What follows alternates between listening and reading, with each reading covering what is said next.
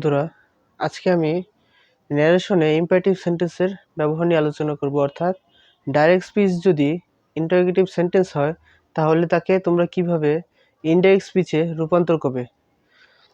তো প্রথমে আমরা কিছু রুলস নিয়ে আলোচনা করব। এর মধ্যে আমরা প্রথম রুলসে দেখব যে অর্থাৎ রিপোর্টিং ভার্ব, এটা হলো রিপোর্টিং ভার্ব আর এটা হলো রিপোর্টেড স্পিচ। এটাকে আমরা আরএসএস বলি আর এটাকে আরভি বলি, রিপোর্টিং ভার্ব এবং রিপোর্টিং স্পিচ। তো প্রথম রুলসে বলা হয়েছে যে রিপোর্টিং ভার্ব যদি অনুরোধ বোঝায়, অর্থাৎ রিপোর্টিং ভার্ব যদি কোনো কিছু করার অনুরোধ বোঝায় তাহলে আমরা রিকোয়েস্ট ব্যবহার করব। আর যদি উপদেশ বোঝায় তাহলে আমরা অ্যাডভাইস ব্যবহার করব। আর যদি কোনো কিছু আদেশ করা বোঝায় তখন আমরা কি ব্যবহার করব? তখন আমরা অর্ডার, কমান্ড এগুলো ব্যবহার করব। অন্যথায় যদি এর মধ্যে কোনোটাই না থাকে তাহলে আমরা কিন্তু টেল দ্বারা সেই ইনডাইরেক্ট স্পিচে পরিবর্তন করব। তার সাথে আমাদের একটা ইনভার্টেড কমা উঠাতে হবে।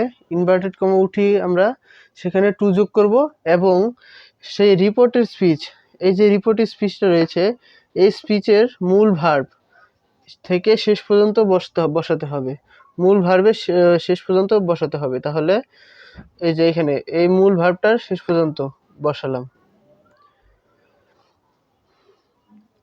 তো এখানে একটা স্ট্রাকচার দেওয়া আছে, অর্থাৎ প্রথম যে রুলসটা রয়েছে সেই রুলসটা যে স্ট্রাকচারের মাধ্যমে আমরা কাজে লাগাবো সেটা হলো যে স্ট্রাকচারে প্রথমে আমাদের একটা সাবজেক্ট থাকবে, তারপর রিকোয়েস্ট অথবা অ্যাডভাইস অথবা অর্ডার অথবা টেল যে কোনো একটা আমরা বসাবো, অথবা যদি অবজেক্ট থাকে তাহলে সে অবজেক্ট বসাবো। এর সাথে একটা টু ব্যবহার হবে এবং রিপোর্টিং স্পিচ যে রয়েছে সেই রিপোর্টিং স্পিচের মূল ভার্বের শেষ পর্যন্ত বসাতে হবে। তো মূল ভার্বের শেষ পর্যন্ত কি, এটা গিভ হলো একটা ভার্ব, অর্থাৎ গিভ মি, আমাকে দাও, এটা কাজ করা বুঝিয়েছে। তো গিভ হলো একটা ভার্ব, এই ভার্বের শেষ পর্যন্ত আমাদের বসাতে হবে। এখানে শেষ পর্যন্ত আমরা বসিয়েছি। তো উদাহরণে বলা হয়েছে যে ডাইরেক্ট স্পিচে he said to me please give me a glass of water, সে আমাকে বলেছে যে দয়া করে আমাকে এক গ্লাস পানি দাও। তো ইনডাইরেক্ট স্পিচে কি হবে, হি এখানে যেহেতু অনুরোধ করা বুঝিয়েছে সেহেতু আমরা এখানে রিকোয়েস্টেড ব্যবহার করতে পারি। তো হি রিকোয়েস্টেড মি, সে আমাকে অনুরোধ করেছে যে give him A glass of water, তাকে এক গ্লাস পানি দিতে বলেছে। দ্বিতীয় রুলসে আমরা দেখি যে ইম্পারেটিভ সেন্টেন্স, অর্থাৎ ডাইরেক্ট স্পিচ যদি ইম্পারেটিভ সেন্টেন্স হয় সেক্ষেত্রে ডাইরেক্ট স্পিচের অর্থ অনুযায়ী, ডাইরেক্ট স্পিচের যে অর্থ হবে সেই অর্থ অনুযায়ী আস্ক, বেগ, ইনকারেজ, ইন্ট্রিট, রিকমেন্ড, ইনভাইট, ফরবিড এগুলো ব্যবহৃত হয়। তো ডাইরেক্ট স্পিচে একটা উদাহরণ দেখি।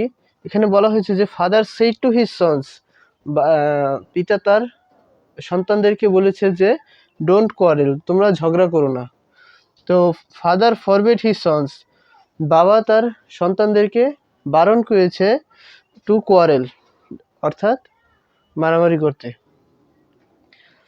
এর পরবর্তীতে দেখি যে ইম্পারেটিভ সেন্টেন্স যদি নেগেটিভ হয়, অর্থাৎ ডাইরেক্ট স্পিচটি যদি ইম্পারেটিভ সেন্টেন্স হয় এবং তা যদি নেগেটিভ হয় তাহলে রিপোর্টিং ভার্বের পর নট বসে। অর্থাৎ রিপোর্টিং ভার্ব যে আছে, এই যে একটা রিপোর্টিং ভার্ব, এটা একটা রিপোর্টিং ভার্ব। তো এই রিপোর্টিং ভার্বের পরে একটা নট বসবে, এরপর নটের পরে টু বসবে।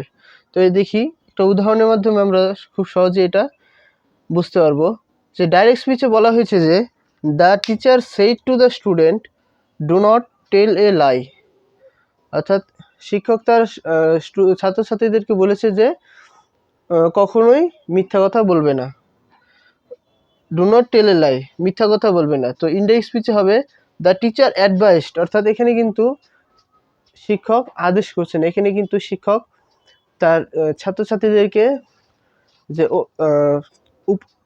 অ্যাডভাইস দিচ্ছে, অর্থাৎ ও উপদেশ দিচ্ছে যে তোমরা কখনোই মিথ্যা কথা বলবে না।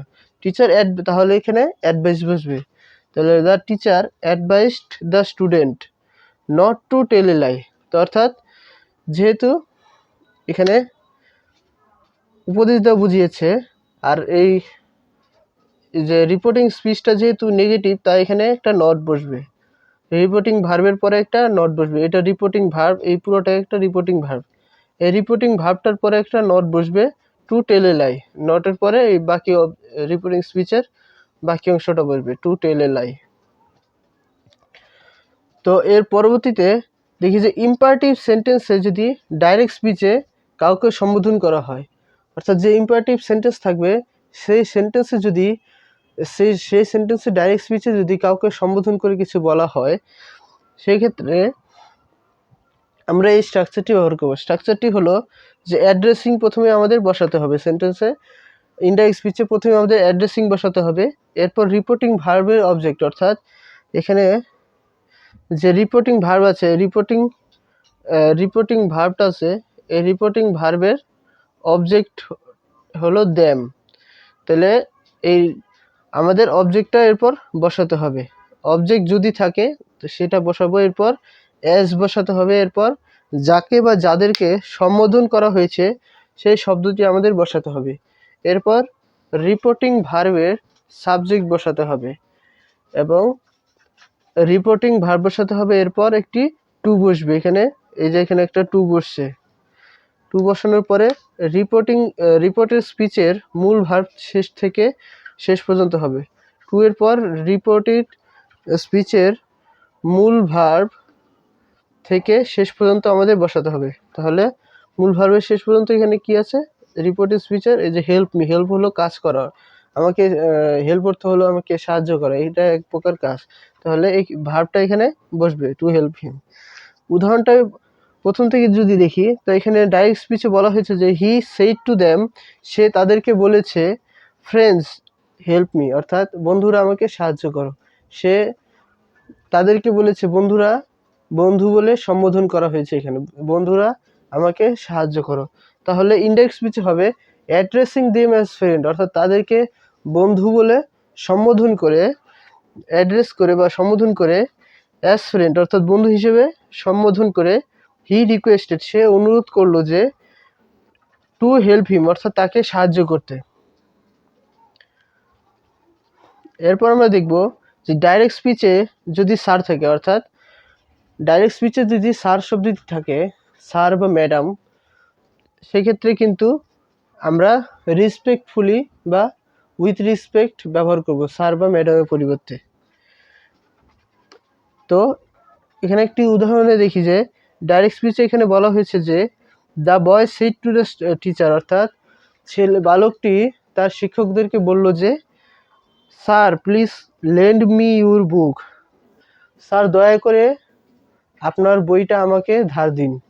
তো ইনডাইরেক্ট স্পিচে কি হবে, the boy requested the teacher, এখানে যেহেতু অনুরোধ করেছে সেই বালকটি, সেক্ষেত্রে এখানে কি হবে, এখানে বসবে request. The boy requested the teacher with respect, অর্থাৎ সম্মানের সাথে, to lend him his book, তাকে সম্মানের সাথে শিক্ষককে বলেছে যে তাকে সেই বইটি ধার দিতে। তো পঞ্চম নম্বর রুলস আমরা দেখব যে এখানে আমরা লেট ইম্পারেটিভ সেন্টেন্সে লেটের ব্যবহার নিয়ে আলোচনা করব। তো লেটের ব্যবহার, পঞ্চম নম্বর রুলসে আমরা দেখছি যে লেটের ব্যবহার। তো লেটের পর যদি আস থাকে তাহলে ইনডাইরেক্ট করার সময় কিন্তু রিপোর্টিং ভার্বটি পরিবর্তন হয়ে যায়।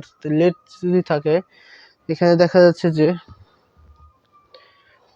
লেট আছে, এই সেন্টেন্সটার মধ্যে ডাইরেক্ট স্পিচে লেট যারা যুক্ত আছে, লেটাস যুক্ত আছে, তাহলে লেটের পর যদি আস থাকে তাহলে ইনডাইরেক্ট করার সময় রিপোর্টিং ভার্বটি পরিবর্তিত হয়ে প্রপোজ বা সাজেস্ট হয়।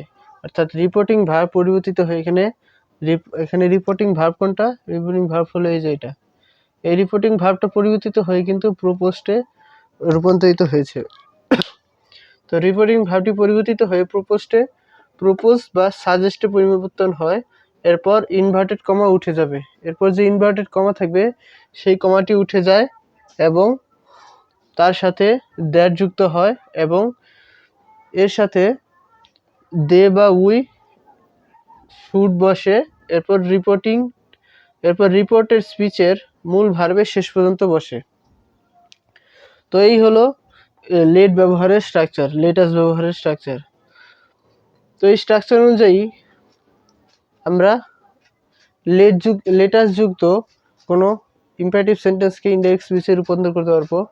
তো এখানে আমাদের খেয়াল রাখতে হবে যে রিপোর্টিং ভার্বের সাবজেক্ট যদি থার্ড পারসন হয় তাহলে দ্যাটের পর উই বসে, এবং রিপোর্টিং ভার্ব এর সাবজেক্ট যদি ফার্স্ট পারসন হয় তাহলে দ্যাটের পরে দে বসে। তাহলে ডাইরেক্ট স্পিচ এখানে দেওয়া আছে যে he said to me let us go for a walk. সে আমাকে বলল যে চলো একটু হাঁটা চলার জন্য বাইরে যাই, বা late us go for a walk, চলো আমরা হাঁটতে যাই। তাহলে ইনডাইরেক্ট স্পিচে হবে হি propose to me that we should go for a walk. তো ইনডাইরেক্ট স্পিচে হবে সে আমাকে বলল যে, প্রপোজ করলো যে two me that we should go for a walk, আমরা যাতে আমাদের হাঁটতে যাওয়া উচিত। অথবা এই স্ট্রাকচারটিকে আমরা এই স্ট্রাকচার অনুযায়ীও লিখতে পারি, অর্থাৎ লেটাসের ব্যবহার এই স্ট্রাকচার অনুযায়ীও করা যায়, অথবা চাইলে এই স্ট্রাকচার অনুযায়ীও করা যায়। এই স্ট্রাকচার এই দুটোর মধ্যে পার্থক্য হলো এই দ্বিতীয় যে স্ট্রাকচারটা রয়েছে সেকেন্ড, এই স্ট্রাকচারটার মধ্যে কিন্তু জিরান্ট ব্যবহার হয়েছে, কিন্তু এই স্ট্রাকচারে জিরান্ট ব্যবহার করা নেই। তো এই স্ট্রাকচার অনুযায়ী প্রথমে সাবজেক্ট, এরপর প্রপোজ বা সাজেস্ট বসবে, এরপর অবজেক্ট বসবে, এরপর জিরান্ট বসবে, রিপোর্টেড স্পিচের মূল ভার্বের সাথে আইএনজি যুক্ত হবে, এবং বাকি অংশ জিরান্ট অর্থ হলো যে ভার্বের সাথে আইএনজি, এখানে রিপোর্টেড স্পিচের মূল ভার্বের সাথে আইএনজি যুক্ত হবে, এরপর অবজেক্ট। তো এখানে বলা হয়েছে যে we sat to the chairman let us drop the matter. আমরা চেয়ারম্যানকে বললাম যে চলুন এই বিষয়টিকে ঝেড়ে ফেলি, বা এই বিষয়টি বাদ দেই। ইনডাইরেক্ট স্পিচে হবে we propose the chairman dropping the matter. আমরা চেয়ারম্যানকে বললাম যে চলুন এই চেয়ারম্যানকে প্রপোজ করলাম যে এই টপিকটা বা এই বিষয়টা বাদ দেওয়া উচিত। তো এর পরবর্তীতে লেট দ্বারা যদি প্রস্তাব না বোঝায়, অর্থাৎ লেট দ্বারা কিন্তু সবসময় কোনো কিছু প্রস্তাব করা বোঝাবে না, যখন প্রস্তাব করা বোঝাবে তখন আমরা কিন্তু এই দুইটা স্ট্রাকচারে যে কোনো একটি ব্যবহার করতে পারবো, কিন্তু যখন প্রস্তাব করা বোঝাবে না তখন কিন্তু আমাদের আরেকটি স্ট্রাকচার ব্যবহার করতে হবে। সেই স্ট্রাকচারটি হলো এই যে এটা, এখানে এই স্ট্রাকচারে বলা হয়েছে যে প্রথমে সাবজেক্টের পরে রিপোর্টিং ভার্ব বসাতে হবে, সাবজেক্টের পরে ডাইরেক্ট স্পিচের রিপোর্টিং ভার্ব বসাতে হবে, এরপর আমাদের অবজেক্ট যদি থাকে সেই অবজেক্টটি ব্যবহার করতে হবে, এরপর দ্যাট বসাতে হবে, এবং রিপোর্টেড স্পিচের সাবজেক্ট এর সাথে মাইট এবং রিপোর্টেড স্পিচের শেষ পর্যন্ত বসাতে হবে। তাহলে স্ট্রাকচার অনুযায়ী আমরা যদি খেয়াল করি, Kamal shed to me, Kamal যেহেতু রিপোর্টিং সাবজেক্ট প্লাস প্রদত্ত রিপোর্টিং ভার্ব, যদি এখানে দেখি কামাল টোল্ড মি দ্যাট, এখানে একটি দ্যাট যুক্ত হবে, যে যদি প্রস্তাব করা না বুঝে তাহলে he told to me that he might. তাহলে রিপোর্টেড স্পিচের সাবজেক্ট কি এখানে হিম, এটা হলো রিপোর্টেড স্পিচের সাবজেক্ট, এই পুরোটাই কিন্তু একটা রিপোর্টেড স্পিচ, আর এই সাবজেক্ট হলো হিম। তো হিম এখানে বসবে, হি বসবে হিমের পরিবর্তে, এরপর আমরা একটা মাইট বসাবো, এটা হলো স্ট্রাকচারের মাইট, এই যে স্ট্রাকচার অনুযায়ী একটা মাইট বসবে, এরপর say what ever he liked, এরপর এই যে সে, এখানে এই রিপোর্টিং ভার্বটার পরবর্তীতে যা আছে শেষ পর্যন্ত পুরোটা আমরা এখানে বসিয়ে দেবো। তাহলে এটাই হলো যে ইম্পারেটিভ সেন্টেন্সের আমরা কীভাবে ডাইরেক্ট স্পিচ যদি ইম্পারেটিভ সেন্টেন্স হয় তাহলে আমরা কিভাবে তাকে ইনডাইরেক্ট স্পিচে রূপান্তর করব।